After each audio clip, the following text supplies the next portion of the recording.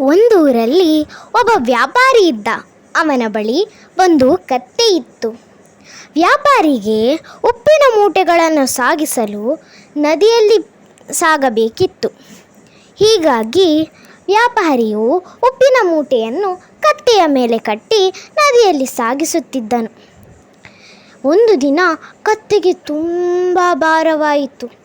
ಕತ್ತೆಯು ನದಿಯ ಮಧ್ಯದಲ್ಲೇ ಕುಳಿತುಕೊಂಡು ಬಿಟ್ಟಿತು.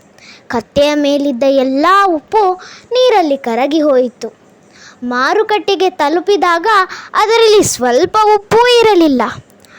ಹೀಗಿರುವಾಗ ಕತ್ತೆ ಒಂದು ಉಪಾಯ ಮಾಡಿತು. ನಾನು ಮಾರನೇ ದಿನದಿಂದ ಹೀಗೆ ಮಾಡಿದರೆ ನನಗೆ ಭಾರ ಸ್ವಲ್ಪ ಕಡಿಮೆಯಾಗುತ್ತದೆ ಎಂದು ತನ್ನ ದುರ್ಬುದ್ಧಿಯನ್ನು ಉಪಯೋಗಿಸಿದನು. ಮಾರನೇ ದಿನದಿಂದ ಕತ್ತೆ ಹೀಗೆ ಮಾಡತೊಡಗಿತು.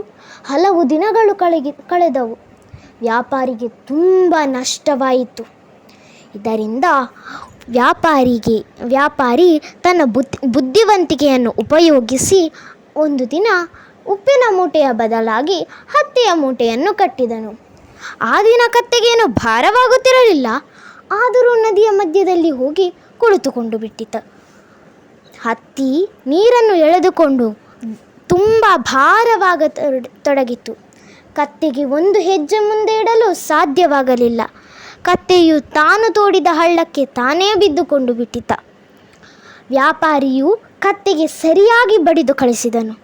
ಆಗ ಕತ್ತೆಗೆ ಬುದ್ಧಿ ಬಂತು. ಮಾರನೇ ದಿನದಿಂದ ಕತ್ತೆ ಹಾಗೆ ಮಾಡಲಿಲ್ಲ. ನಿಷ್ಠಾವಂತನಾಗಿ ಕೆಲಸ ಮಾಡಿದ್ದನು.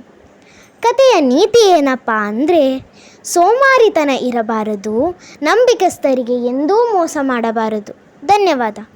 ಇನ್ನಷ್ಟು ಕಥೆಗಳಿಗೆ ಸಬ್ಸ್ಕ್ರೈಬ್ ಮಾಡಿ.